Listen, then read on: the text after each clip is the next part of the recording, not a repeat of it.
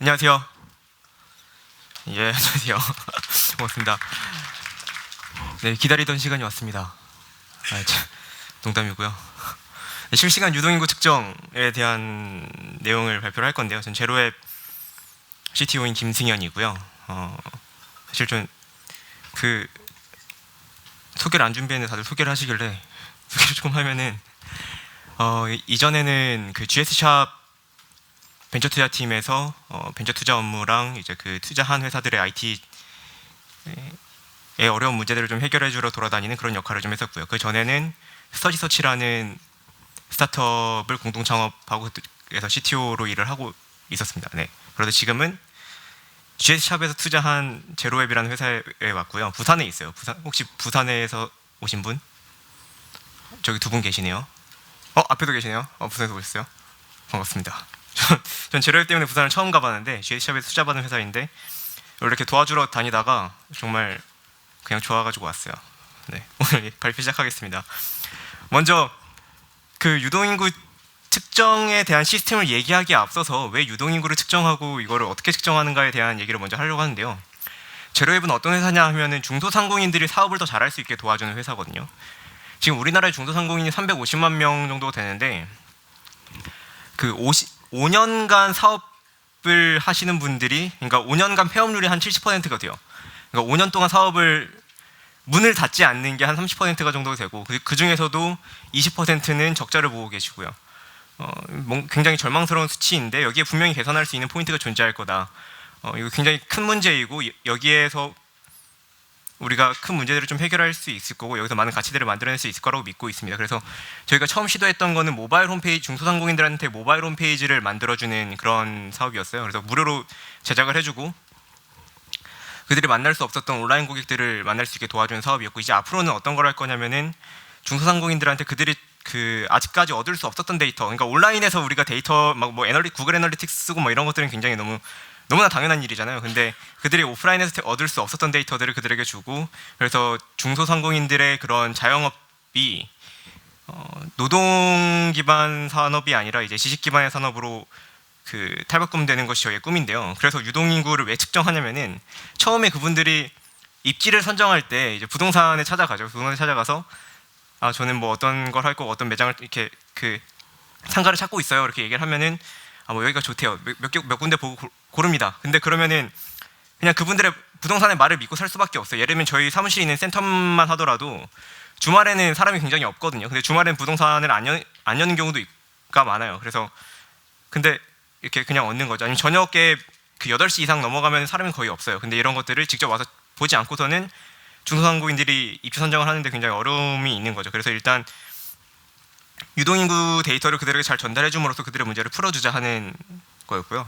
그럼 어떻게 유동인구를 측정하냐 하면은 저희가 오프라인이 굉장히 강한 회사예요. 그래서 오프라인 인력들이 이렇게 돌아다니면서 매장에 아무나 그냥 방문을 합니다. 중요한 거점에 있는 매장에 방문한 다음에 저에게 이게 어떤 센서인데요 하고 이렇게 말씀드리고 설치를 해요. 이 센서가 어떤 센서냐면은 핸드폰에서 발생하는 무선 신호들, 와이파이 신호일 수도 있고 블루투스 신호일 수도 있고 다른 신호일 수도 있는데, 이런 신호들이 발생하는 것을 다 콜렉팅을 한 다음에 그 안에 있는 맥 어드레스나 그 안에 있는 다른 유니크한 아이디들을 우리 서버에 보내주는 역할을 합니다. 그래서 이 근처에서는 대충 몇 개 정도의 모바일 디바이스의 신호가 잡혔다라는 것을 측정해주는 그런 센서이고요. 이 센서를 전국에다가 지금은 작년에 한 2개월 정도 동안 3,000개를 설치를 했고요. 그래서 이거를 어떻게 보여주냐면은 이렇게 보여줍니다. 이거 서울인데 이건가요? 네. 이렇게 여기가 사람이 많고 여기는 적고 이런 것들을 보여줍니다. 이렇게 보여주고 확대하면은 오늘 하루 동안 이 근처를 지나간 사람은 2,254명이고 이 근처를 지나간 사람은 907명이다. 이게 별로 멀어 보이지 않잖아요. 근데 멀어 보이지 않는데 이만큼 큰 차이가 나기 때문에 이게 중요하다라는 그래서 이걸 수집하고 싶었다는 마음이 들었고요.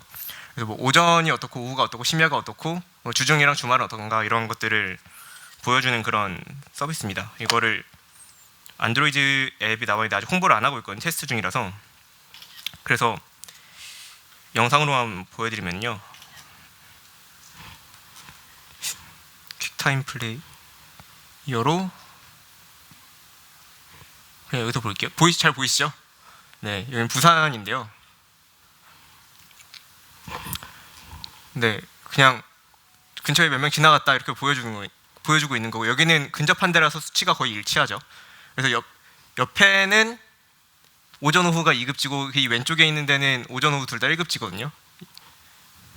보면은 뭐 오늘은 어땠고 어제는 어땠고 7일간 평균하고 30일간 평균의 시간대를 보여줍니다. 그래서 검정색이 30일이고 빨간색이 7일간인데 이걸 보면은 최근에 유동인구가 줄어들고 있는 추세를 확인할 수가 있죠.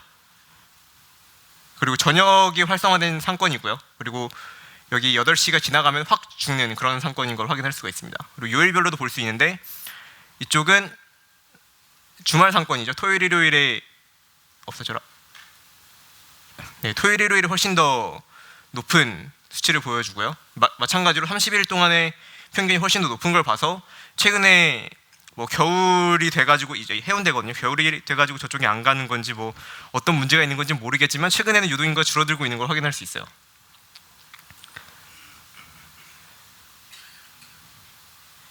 예, 그리고 뭐 전국에 있는 그 인기 지역 같은 것들을 확인할 수가 있고요.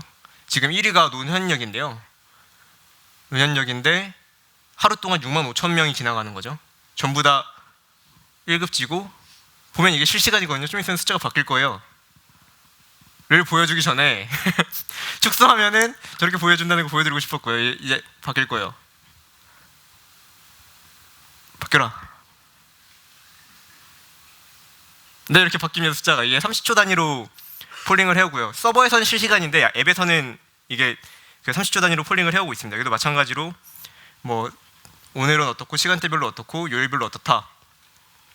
그래서 강남 논현역은 항상 사람이 많고 대신 일요일에는 사람이 떨어지는 걸 볼 수 있죠. 뭐 이런 걸 할 수 있는 그런 서비스를 만들고 있습니다.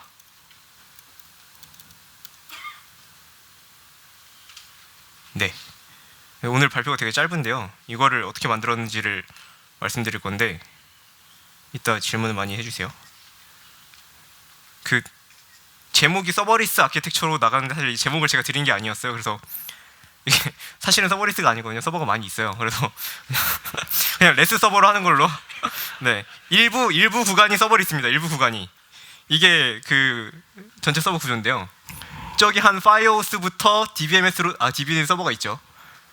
근데 다 매니지드 서버니까 서버리스라고 이렇게 퉁치면은 저 구간이 서버리스고요. 이제 하나씩 뜯어서 살펴볼 겁니다.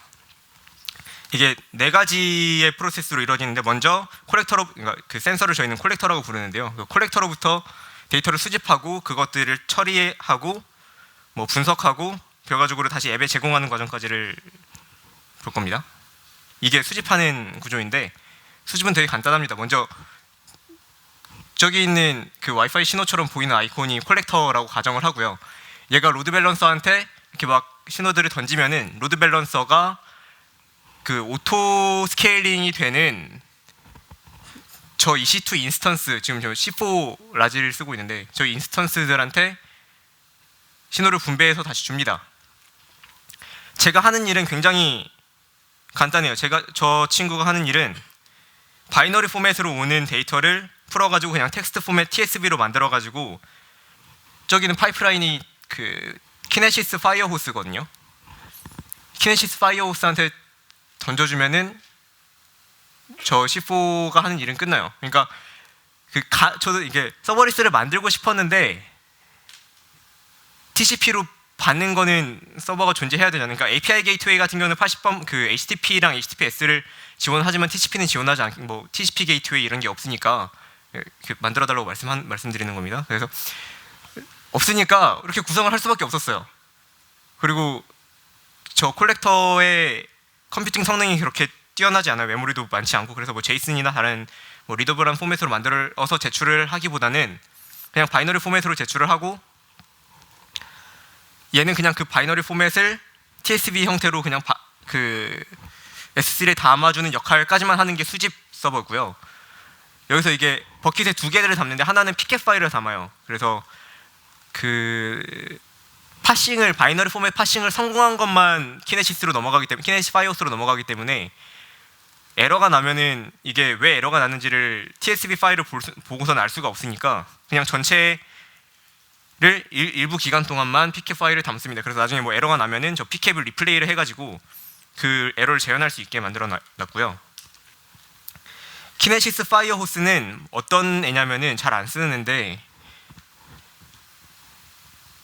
TCP 포트를 열어주고요. 거기에다가 데이터 스트림을 쏘면은 얘가 그걸 하나로 묶어가지고 S3에다가 저장을 해줍니다. 그러니까 사실 서버리스로 만들려면 만들 수 있었죠. 그러니까 그 로드 밸런서랑 C4를 다 떼고 앞에다가 그냥 키네시스 파이어호스를 붙이고 키네시스 파이어호스에서 이해할 수 있는 형태로 컬렉터가 던져주면 되는데 그럼 보안 문제도 있고 몇 가지 문제가 있어가지고 어쩔 수 없이 앞에 오토 인크리먼털 뭐라고 그러죠? 네, 오토 스케일링 하는 쟤를 붙여가지고 앞에다 이렇게 담은 거예요. 그래서 이제 키네시스 파이어호스가 봤는데 사실은 저 C4 인스턴스 EC2 두 개가 있는 거는 숨겨져 있다고 봐도 되죠. 왜냐면은 앞에서는 엔드포인트가 하나고 뒤에서도 그 하나의 서버에서 받은 것처럼 TSP 파일이 생성이 됩니다. 그래서 중간에 구현을 좀 숨길 수 있다는 장점이 있기 때문에 키네시스 파이어호스를 썼어요. 여기까지 수집이고요. 이거 프로세싱인데 TSP 파일이 생성이 되면은요 람다에서 그 오브젝트 크리에이션 이벤트를 받을 수가 있어요.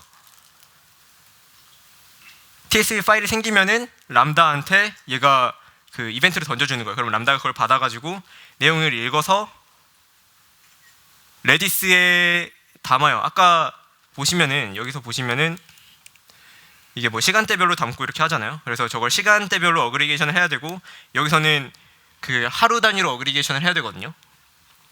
그거를 람다가 직접 하지 않고 그냥 레디스에 키를 따로 해가지고 담아주면은 그 스코어가 있는 딕셔너리 솔티드 셋 솔티드 셋을 써가지고 레디스에 담으면은 뭐 중복된 핸드폰이라던가 이런 거를 레디스가 알아서 걸러주고 다시 이게 화살표가 명확히 따지면 다시 레디스에서 람다로 넘어온 다음에 데이터베이스로 들어가는데 뭐 그 과정은 생략해도 될 것 같아가지고 그냥 화살표를 바로 DBMS로 담았습니다. 데이터베이스는 오로라를 잘 쓰고 있습니다.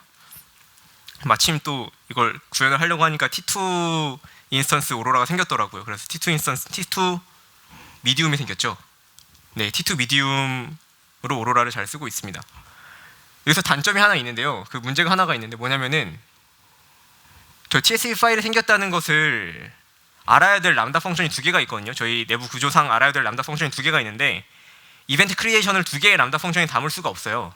그래서 저기서는 어떻게 해결했냐면은 그 이벤트 허브 람다가 하나 있고 그냥 이벤트 허브 람다한테만 TSP 파일이 생성됐다는 사실을 알려주고 이벤트 허브 람다가 다시 이 두 개의 람다 함수한테 이벤트를 다시 그 재전송을 해줍니다. 이런 식으로 구현을 했어요.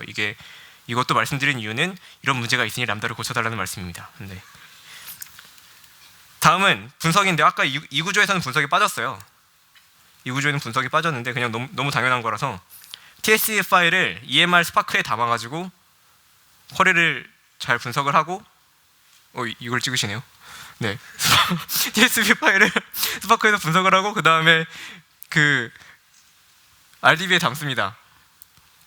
뭐 스파크도 써봤고 하둡도 써봤고 해봤는데 스파크가 훨씬 빠르더라고요. 그래서 스파크를 즐겨 쓰고 있고요. 아테나가 빨리 서울에 들어오기를 기다리고 있습니다. 네, 빨리 서울에 들어와 달라는 말씀을 드리고 싶었고요. 아테나도 대충 써봤는데 되게 좋더라고요. 스파크가 이게 껐다가 다시 키는 게 되게 귀찮아요. 물론 그냥 마우스를 꼭 키면 되는데 언제 다시 켜야 될지를 모르니까 지금 꺼도 되나 막 이런 생각 들고 그래서 빨리 아테나가 들어왔으면 좋겠습니다. 아까 보니까 되게 좋아 보이더라고요. 그럼 뭘 분석을 하냐 하면은 이제 날짜별로 아까 그 앱에서는 여기 없죠. 앱에서는 보이지 않은 건데 내부적으로 더 다듬기 위해서 지금 막 확인하고 있는 수치들이거든요. 뭐 유동인구가 얼만큼 들어왔는데 그 중에서 고정 유동인구가 얼마냐? 고정 유동인구는 저희가 그 내부적으로 사용하는 단어인데 뭐냐면은 이렇게 여기에 자주 등장하는 유동인구 있잖아요. 맨날 지나가는 애들, 걔네들을 고정 유동인구라고 표현을 하고 있고요. 그래서 이 유동인구 중에서 고정 유동인구 비율이 어떻게 되냐? 그 유동인구 중에서 우리 매장 안에 들어온 사람이 얼마나 되냐? 그러면은 유동인구 중에서 몇 퍼센트가 우리 매장에 들어오는 거고 이 매장에 들어온 사람들 중에서 전에 방문했던 사람들은 얼마나 되냐? 뭐 이런 것들을 분석할 때 저희는 지금 스파크를 쓰고 있습니다. 네. 저는 아직 뭐 서비스를 하고 있는 건 아닌데, 근데 뭐 뭘 뽑아볼 수 있을까 이렇게 고민하면서 막 아무거나 쿼리 막 이렇게 날려보기에는 스파크가 되게 좋은 것 같아요. 그다음에 이거는 이런 것들을 뽑아볼 수 있었다라는 걸 보여드리고 싶었는데, 고정 유동 인구, 지금 이건 해운대에 있는 모 라면집인데요. 모 라면집인데 고정 유동 인구 비율이 높아짐에 따라서 재방문자 비율이 높아지는 추세를 보이는데, 그럼 여기는 뭐 단골권이 상승되는 구간이다라고 가정을 내렸었어요. 그래서 저희 오프라인 팀이 나가서 확인을 해봤더니 뭐 주변에 있는 아파트에서 있는 그 아줌마들이 주로 많이 먹으러 가더라. 그래서 단골권이 형성된 게 맞다. 뭐 이런 걸 말씀을 해주시더라고요. 그러면 앞으로 이런 것들이 보이는 이 패턴을 보이는 데는 단골이 많은데 단골권으로 생각을 할 수 있겠구나. 뭐 이런 인사이트들을 좀 얻을 수 있었다. 뭐 이런 얘기를 드리고 싶었고요. 마지막으로는 너무 당연한 건데, 이제 앱에서 저 사람이 앱입니다. 앱 유저. 앱에서 로드 밸런서, 이건 이제 제공. 그래서 분석한 데이터를 처리까지 했고, 그거를 제공할 때는 그냥 로드 밸런서에 API를 요청하고 그 뒤에 T2 라지, T2 미디움 저 API 서버들이 존재하고, 얘네들이 아까 람다가 레디스를 통해서 집어넣어준 오로라 데이터베이스에 연결해가지고 필요한 데이터들을 가져다가 앱에다 제공을 합니다. 네, 굉장히 일반적인 구조고요. 여기까지 만드는 데 있어서 한계점이 있었는데, 아까 말씀드렸듯이 API 게이트웨이는 있는데 TCP 게이트웨이가 없더라. 물론 TCP를 점점 TCP보다는 이제 HTTP 쪽이 훨씬 더 많이 쓰이고 이렇게 앞으로도 더 많이 쓸 거라는 걸 알지만 있으면 잘 썼겠다는 생각이 들었고요. 두 번째는 키네시스 파이어호스가 서울 레전에 없어요. 그래서 좀 웃긴데, 그래서 얘가 그 EC2 아까 콜렉터로부터 데이터를 수집하는 서버는 서울에 있는데 키네시스 파이어호스는 오레곤에 있어요. 미국 서부에 있어요. 그래서 괜히 얘가 미국 한번 갔다가 와요. 근데 데이터가 아직 그렇게 크지 않아가지고 한 달에 한 2만 원 정도만 내면 갔다 오더라고요. 그래서 그냥 돈 내고 갔다 오고 있습니다. 계속 지금도 갔다 오고 있어요. 그리고 마지막으로는 S3 오브젝트를 크리에이션 할 때 이벤트가 한 개의 람다만 트리거 시킬 수 있었던 문제점이 있었어요. 그래서 어쩔 수 없이 이벤트를 받는 람다만 만들고 얘가 다시 재분배를 해주는 거죠. 그러니까 이 람다가 한 일이 이벤트를 받고 두 개의 람다한테 그걸 쏴주는 역할을 하는 람다를 하나 더 만들 수밖에 없었어요. 얘도 마찬가지로 미국 갔다 오는 거랑 마찬가지로 불필요한 람다가 계속 실행이 되고 있는 거죠. 근데 얘는 프리티어 안에도 해결할 수 있었기 때문에 그래도 그냥 감사히 람다의 존재에 감사하면서 사용하고 있습니다. 네, 제가 준비한 건 여기까지고요. 부산에서 함께할 개발자를 찾고 있는데, 저는 제로앱 때문에 부산을 처음 가봤거든요. 아까 부산에서 오신 분이 한 분 계시다 그래서 되게 반가웠어요. 뒤에도 두 분 계시는데 저희 회사 분들이에요. 그래서